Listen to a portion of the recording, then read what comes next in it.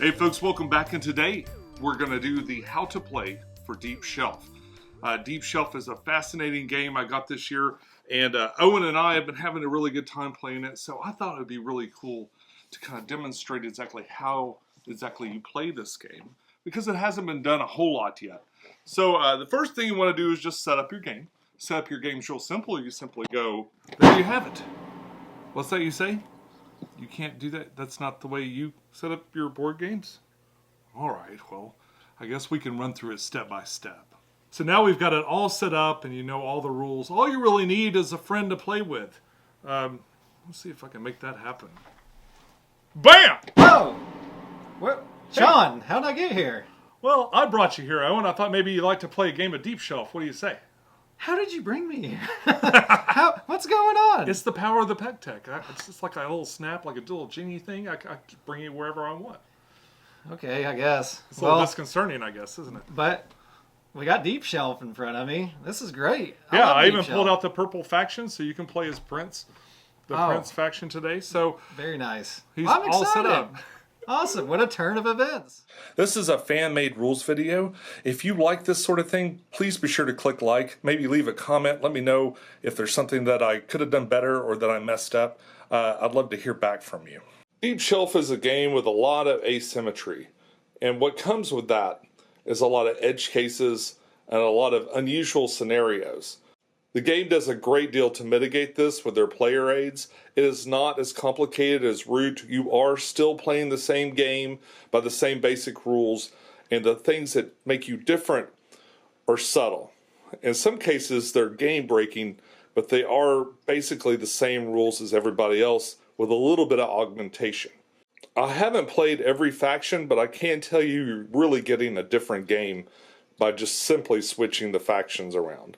There's a little bit of randomness in that you might pull out the best tiles one game and the worst tiles another game, but for the most part, the real flavor, the real difference flavor in this game is going to be playing as different factions and utilizing all the different strategies that are involved in each one. So the first thing we're going to do is we're going to set the ocean board up here in the middle of the play area.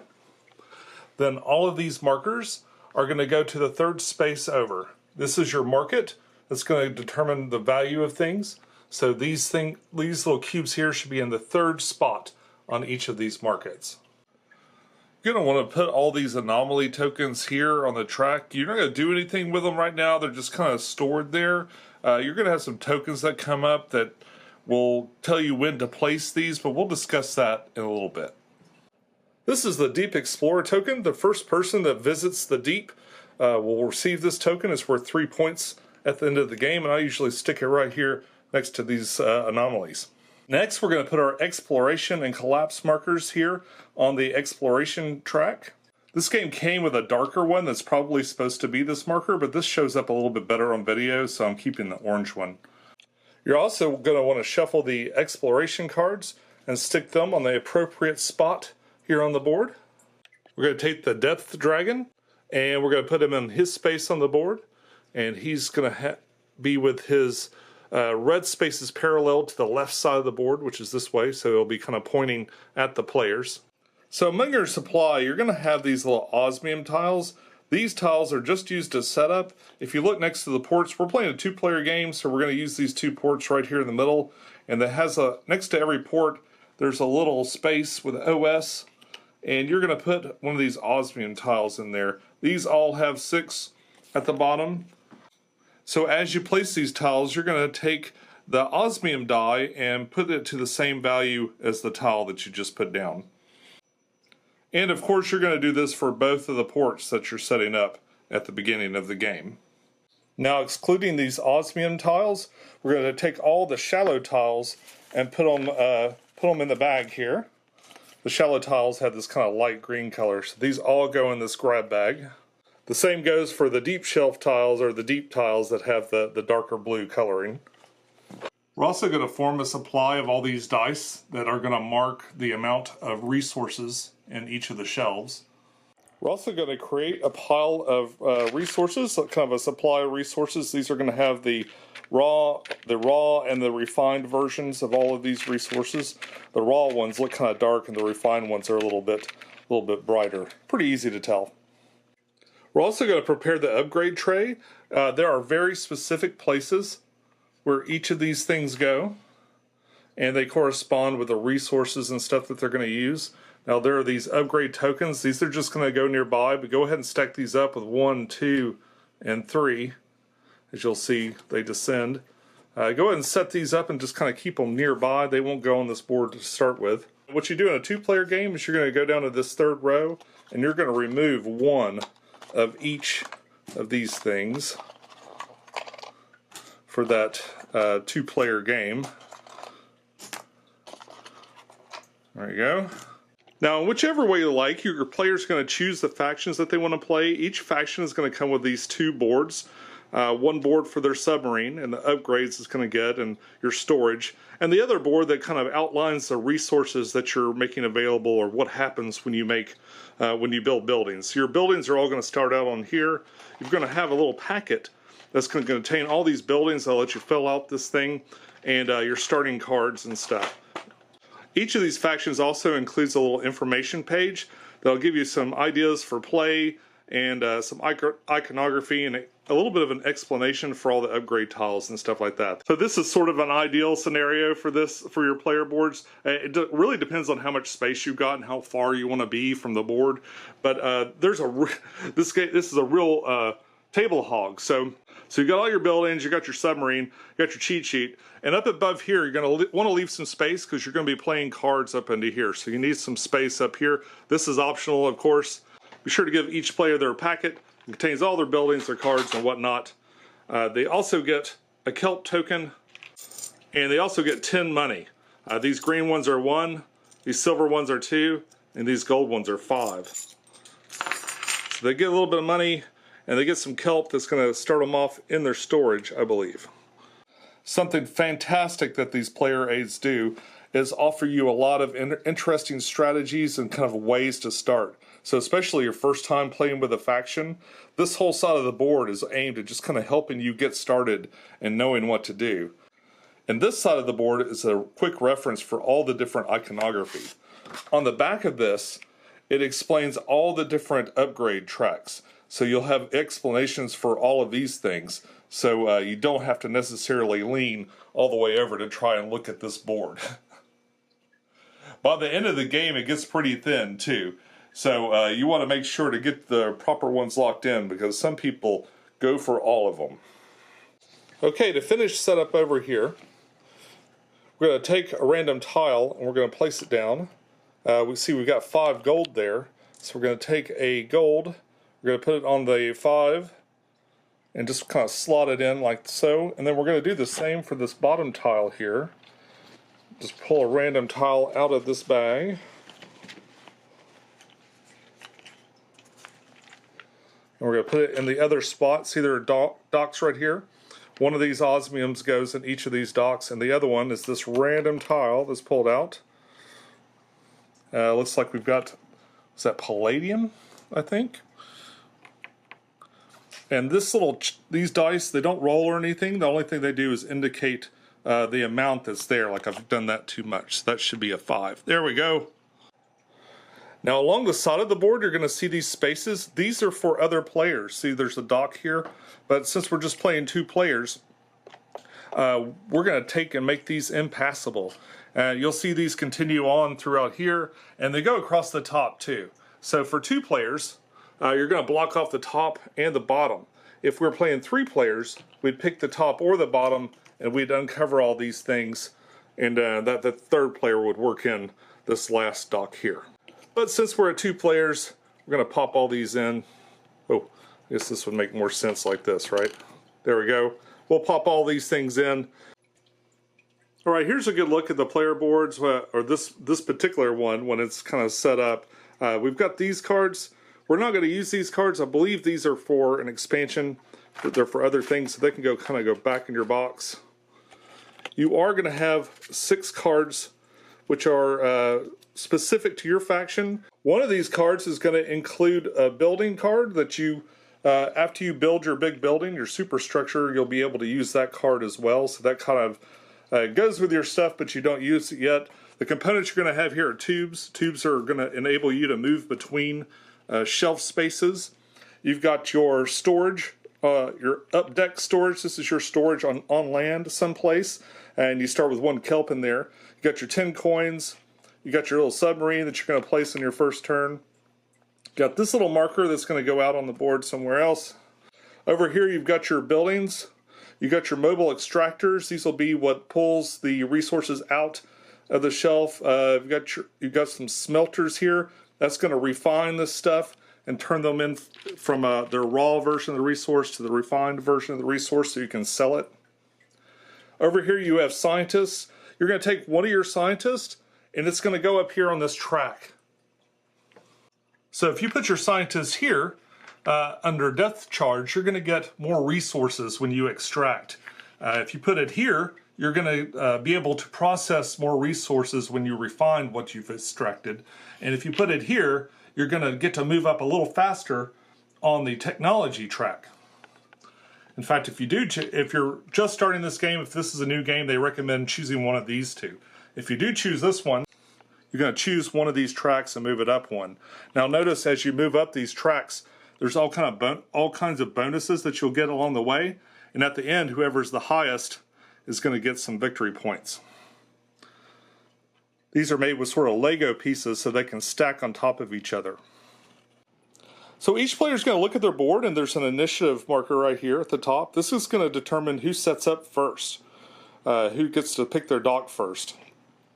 So we're going to pick this dock here, and to show it's ours, we're going to put our marker right here. We're also going to put a tube right here so we can move back and forth between there. Last but not least, our submarine is going to be placed onto one of our 2 spots.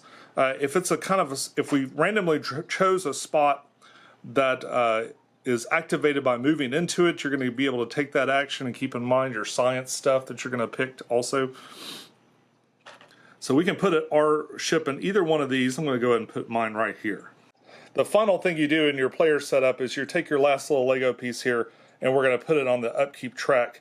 And I believe we start at 0. Alright, so these are your action cards. And you have some basically the same types of action cards. There can be different things. These are very asymmetrical factions, and they'll have kind of a different setup for this, but there's a couple of little golden rules for how these work that's universal. One, on every card you're going to resolve the actions from the top to the bottom. There is special tech that you can get that can augment that, but for the most part you're going to be going from the top to the bottom. This comes up a lot with the build card in particular.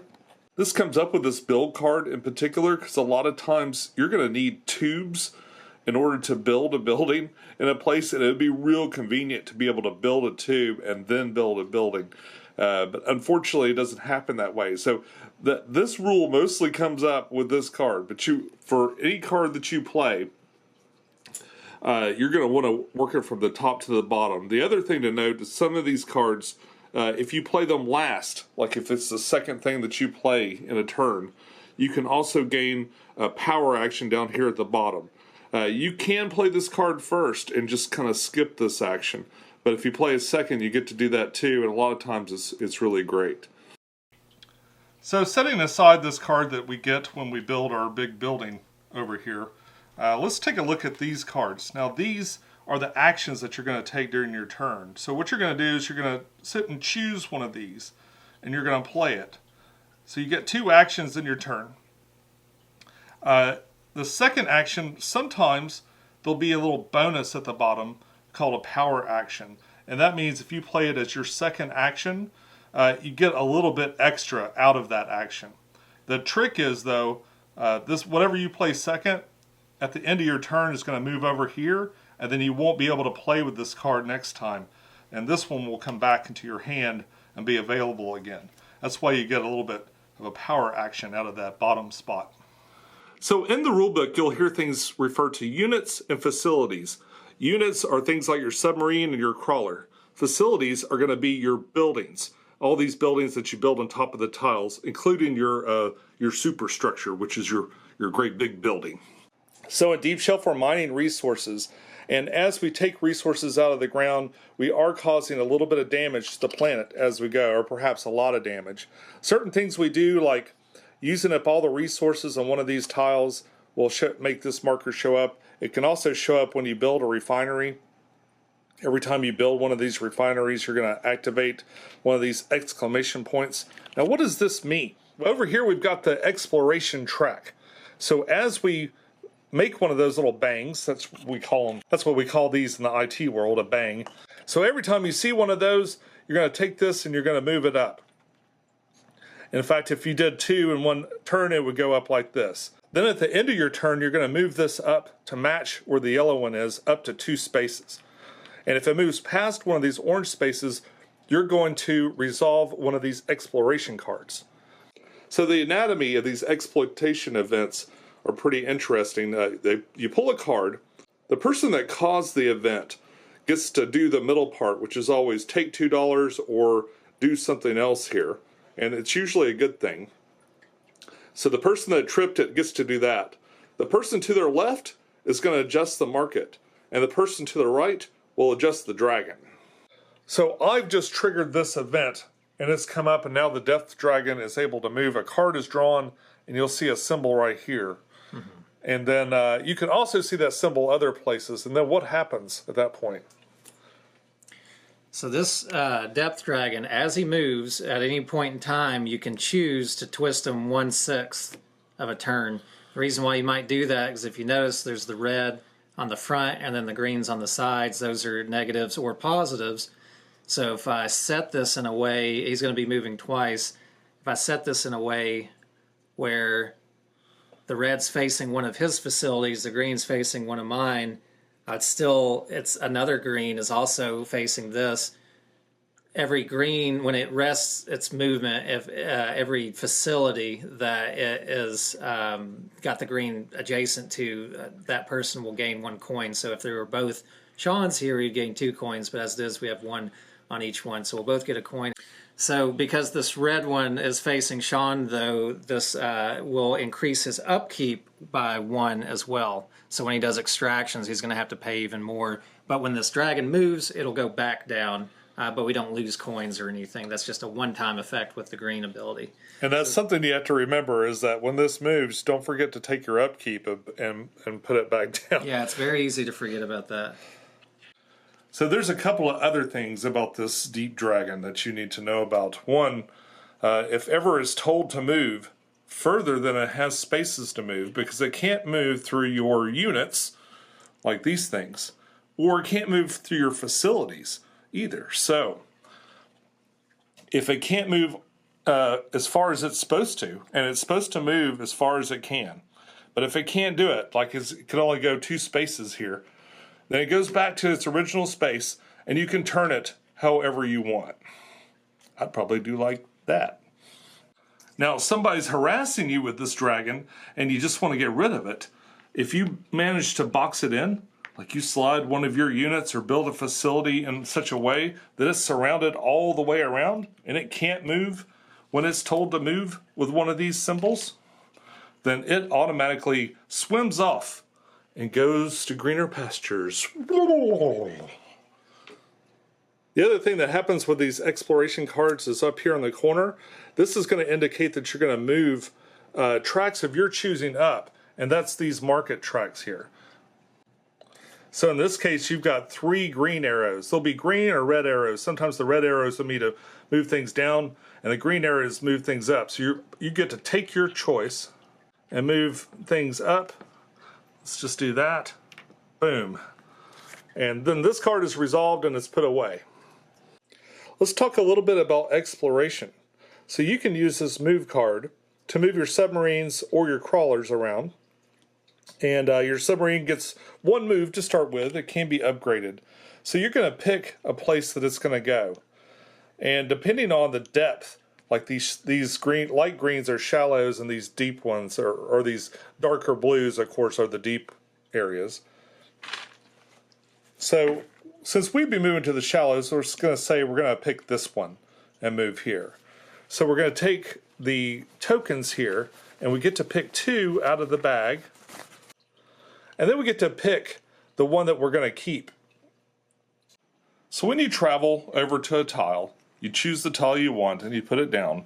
You're always going to look here at this number, and you're going to take a dice that matches that color and the number, matches the number with the pips here, and put it down to indicate how many resources are in there. Sometimes with these tiles, and there's a couple of different types of tiles, your player aid can disclose most of the stuff that they do, but sometimes you'll see this at the top. These are anomalies, and they coincide to these things at the top of the board. You're going to take one of those and just kind of pop it down on top of this thing. So when you play a movement card, there's a couple of different things that happen. Your submarine gets 1 movement, your carrier gets 2 movement, and then you've got some other things that happen. One, you can explore. This is telling you you might have an opportunity to explore by moving into new places. And sometimes there are other things that are faction specific to your faction that you can do also. These crawlers here can move up to 2 spots, so they could go like this. The other limitation that they have is that they can only move through places that have these tunnels built. So you have to kind of build these tubes. These are tunnels that allow them to move from one spot to another. So this guy could not go down here and explore, for instance. If there was a tube constructed right here, he could. And he could go find a new shelf or something, or go get something over here. The other thing to keep in mind is that if you have movement left over, like he's got a movement of 2. So he's going to go over here, and now he's over here next to the dock. If you've got some movement left over, you can offload whatever you're carrying to your dockside storage, which is right here on your board, and you can store it right there. Moving into the deep shelf costs 2 momentum, making it kind of impassable for your submarines without some tech upgrades. But these guys can move too. Now, aside from upgrades that could possibly make you move faster, each faction has a unique fast movement ability, and you'll see that indicated by this symbol on the board. This means that buildings, like in this case, these structures here, these worker complexes, they are all adjacent to one another in the game. So as a special rule, each faction has a different way to kind of fast travel between their different locations using different types of buildings and other abilities. They all work a little bit differently, but they're indicated by this symbol here as far as what thing they deploy that allows them to fast travel. So all of these building types would be adjacent to one another no matter where they are on the board. Alright, so the next action we're going to discuss is the extract action. The extract action is pretty simple. You're going to be extracting resources from here. So what we're going to do first is we're going to refer to our upkeep. Mine is currently at 1 because I've built 1 building. So what you're going to do is you're going to pay your kelp coin, this case 1, paying for the upkeep, and then you're able to extract. You can extract from wherever your submarine is or these little extractors.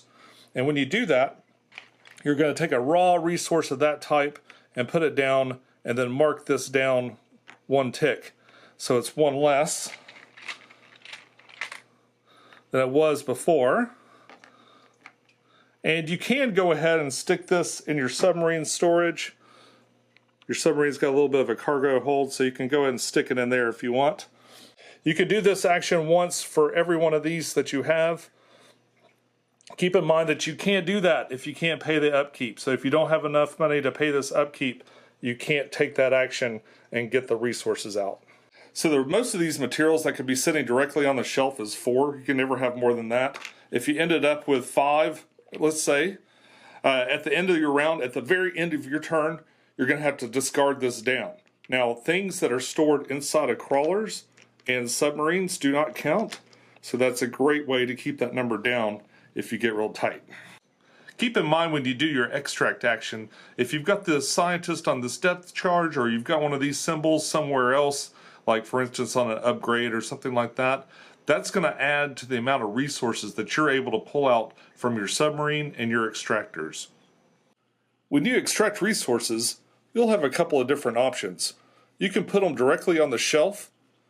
You can load them into your crawler, and if your submarine happens to be there, you can take it and put it in its cargo hold. And while they're on the shelf together, you can exchange things however you want to, whatever works out best for you. If you go to extract, you have to extract this anomaly first. So if you take an extract action right here, let's say that you're taking the extract action and you also have one of these. So now you can pull two things out of this. So you could extract, take this, and also take a resource. Mark this down. 1. Add the resource either here to the shelf or to your into your boat. And then this will go down to your board. So what you'll notice though, see how there's a little ×2? What that means is you're going to go over to the science track.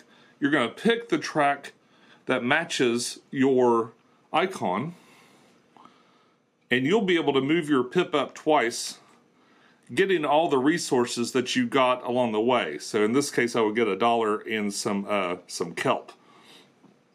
Now over on your board, hopefully you've got one of your little science labs cleared out. Because when you build this and you place this guy, you leave room for one of these. And you can take this and put it here. Now there are 3 of these things, and you can stack them up on top of each other as long as they're the same, although there is an upgrade. There is an upgrade that can alter that and make them be different ones. But for every one that you get a little bit more points, and you can stack up to 3 on there. Later on, if you deploy this lab and put your scientist on one of the things up there, you'll have a spot for another one, and you could do a completely different icon. These points are all scored at the end of the game. So later in the game, you might have increased movement, and you've got these other units also that can move around. So if you were to be able to move onto 2 spots, like so, you still only draw 2 of these out of here. And if one of those moved into, say, one of these spots up here, you could choose to draw out of the deep bag versus the shallow bag. But you're ever only going to draw 2 of those tokens out. There are upgrades that can augment your ability to do that. But in general, it's just drawing 2, no matter how many of your units happen to move into the spot. Okay, let's talk a little bit about the loading dock action. So the loading dock action, you don't have to do this, but no matter where your submarine is on the board, you can pop it right in here next to your dock, next to your stuff. Any items you might have in your cargo hold, you can move over to your surface storage. Same goes for your crawlers. If your crawlers are holding stuff, they can be moved over to your surface storage. Now let's pretend like some of these were refined for the next part. So now you're going to be able to sell these resources. You can sell these resources here, these raw resources, for 3 coins each, and it doesn't affect this market at all. You can also use your coins and buy resources. So if you wanted to buy one of these resources for whatever price it is, you can buy it, and then that price will go up. You can only do 1 resource at a time also that way. Now you can sell your refined resources, these resources that are a little bit brighter in color, and you can get this number. But every time you sell one of these resources, it's going to go down, and you can only do 1 of these at a time. It'll never go down below this mark or up above this mark. Now keep in mind, if I wanted to buy gold, I could buy it for 7, or I could buy it for 5 right now, which would be pretty cheap. But then the next gold that I'd have to go buy would be 7, and so on. If you buy resources, you have the option to either put it on your storage or put it here someplace next to your dock.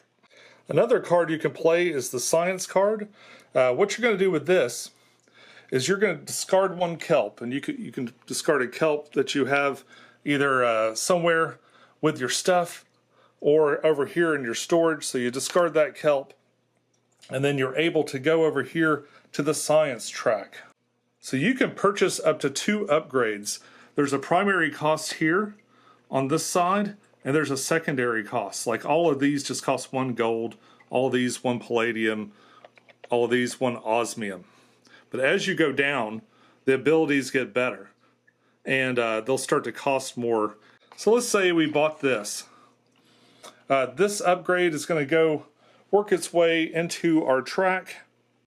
You can see by the icon there which area it goes into. And you are limited to put the certain types of upgrades in certain types of areas on your board.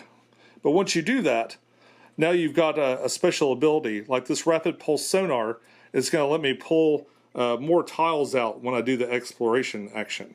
Keep in mind you don't have to, but you can buy 2 of these depending on your faction. There are different rules for different factions, and there are all types of upgrades that you can get.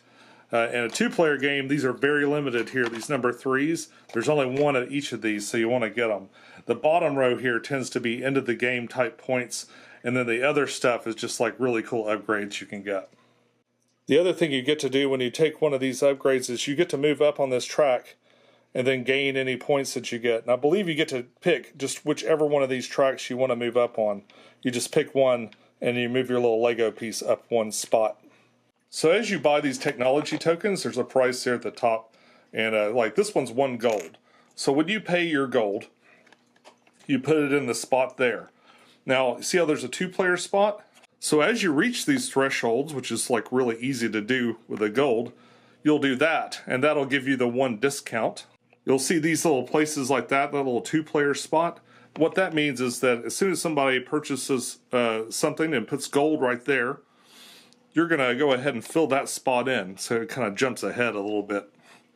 Right, so the way the discount works is as you reach these thresholds here, this discount's going to grow from 1 to 3. And that discount is going to be effective on the secondary price. So you see this is worth 1 gold here. So at this discount, this would be no gold and only the 1 palladium. So as the game goes on and people buy things and you buy things, it'll get cheaper and cheaper to pay for the secondary cost. And they do get quite expensive here at the bottom. Well, I guess the most expensive one is 3, so that 3 discount's pretty good, especially if you're buying these bottom row stuff. Now keep in mind, if you had scientists over here on the study icon, then when you go up on this research track, you'll get to go up an extra spot. So for every research you do, you basically get one of these icons. And if you got a scientist on there, that'll give you an extra space. You can move up real quickly on that research track. All right, now let's talk a little bit about the build action. So this is going to let you spend resources to build 1 facility on an explored shelf or tube in your network. So the rules for building are this. You're going to take one of your buildings, let's say this one, and you're going to place it down. Now, to build here, you have to have it on your network, so it has to have a tube that's connected. It has to be on an explored tile, so a tile that you've been to already. If your opponent had a unit there, you would have to have a unit of some sort on there to build, and it could be like your submarine or your crawler. You have something else there. If you already had a building there, then you could not put a building there because you could only have 1 building on 1 spot. So sometimes you'll want to go build something and your opponent has already built a building next to it. Some of these buildings have discounts, and you'll see this little red marker right here on the price. So if you build a building next to an opponent, you're going to get to pay the discounted price, so 5 here instead of 7. And the opponent is going to get some slag. Slag is a wild resource that you can use for anything, and that'll go there to kind of be a boon for them. So you pay a little bit of a discount, but they get a little bit of something too. Building in the deep areas cost $2 more than normal. So as you build buildings, it's going to reveal things on your board. Like this one here means that your upkeep's going to go up by 1. So you're going to take this, and it'll cost you a little bit more when you go to refine materials. Other buildings, when they're built, could, like these refineries here, not only going to increase your upkeep, but they're going to add another icon, meaning that you'll be able to do certain things when you go to refine materials.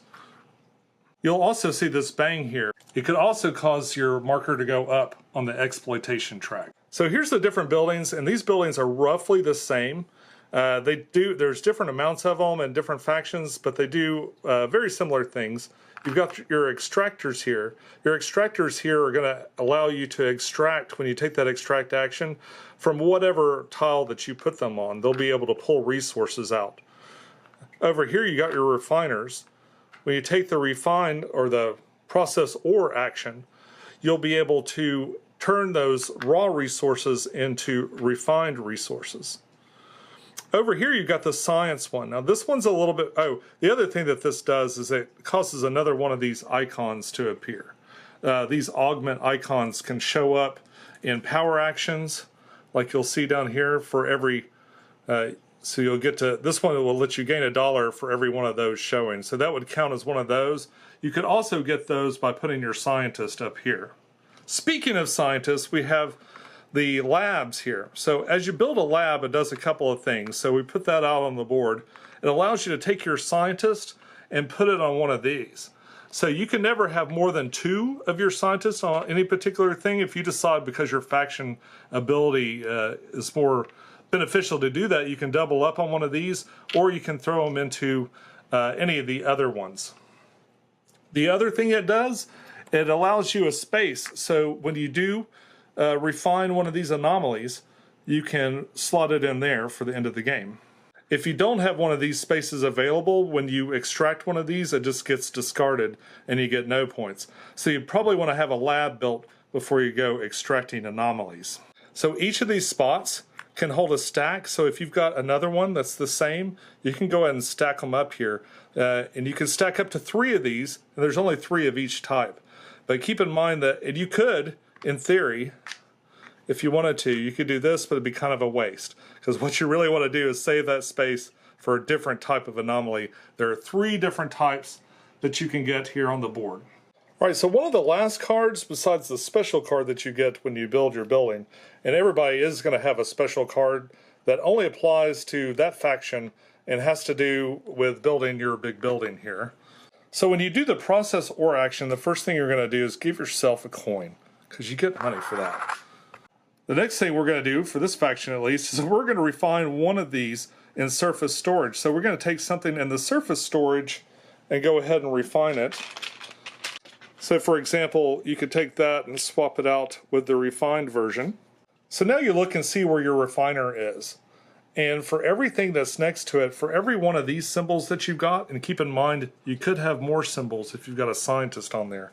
But for every one of these symbols that's showing on your board, you can refine up to 2 things that are adjacent or on the board. If you do this, you can turn it into any substance you want. And of course, the other ones will just become the refined versions of these. Like both of these are gold. So you just swap out the resource that you've refined. And now you've got refined versions of those resources that you can sell and do a number of other things with. So keep in mind, if when you take slag and you refine it, you're going to turn it into an unrefined version of any of the other resources that you choose. So if you decided you wanted this resource, you just swap it out like that. If you had more refineries going, if you had more symbols to do, you could then turn that resource into the refined version of the other resource. So the end of the game is triggered a couple of different ways. One, you've exploited the planet to the point where you've reached this part of the exploitation track. You get there for 2 players, 3 players, and 4 players. Once you've done this, you've exploited the planet. It's about to fall apart, and you guys go to the next planet to wreck it. And whoever gets the most points gets to determine who wrecks the next planet you go to. And over here, the game could also end by reaching the end of these tracks. So as soon as the players, and that's any combination of players, there could be 2 or 3 people here doing this, as soon as all of these are covered by some player's token, that also marks the end of the game. And what you do is the person that ends the game, or that triggers the game-ending event, everybody else will get 1 more turn. The person that ended the game will get the last turn, and then you'll count up your points, and that's it. All right, so at the end of the game, if you go to page 26 of the rulebook, it's going to go over the end of the game scoring. There's a couple of things to keep in mind, like the player with the most facilities in the shallows is going to get some bonus points. The player with the most facilities in the deep, first player to enter the deep, a player with the most upgrade types, player with the highest research track, and then there's some other criteria that you'll be able to score, like your anomalies and other things that you've picked up in the game. And you'll work out that score, and whoever is the highest is the winner.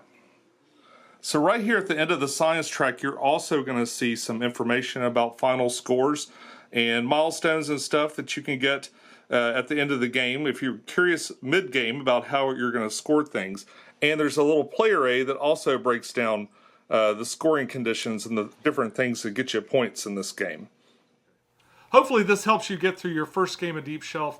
And if you notice any issues in my rules explanation, if there's something that I missed or got slightly wrong, I'll be sure to pin it in the comments down below so you can have a quick reference for all the stuff maybe I got wrong. It's like an Easter egg hunt. There's going to at least be a few of them hiding around. See if you can find the mistake amongst the hour-long video I probably made about how to play this game. Yeah. It seems like a long rules explanation. There is a lot to explain in this game, but it is very intuitive. And after you get through a round or two, you're definitely going to have the flow for this game and how it works. Unfortunately, filming a playthrough would be really difficult. There's a lot of really tiny components and stuff that really wouldn't do justice to the game. But we had a real easy time kind of picking this game up and playing it. It is a little bit long, but I'm looking forward to it. I know Owen is. Oh yeah, this is great. And we're hoping that this helps you play your first game of Deep Shelf. If you have any questions, just let me know. Until next time, enjoy your games. We'll see you soon. I think we're going to go ahead and get started on the game of Deep Shelf. What do you say? I say let's do it. All right.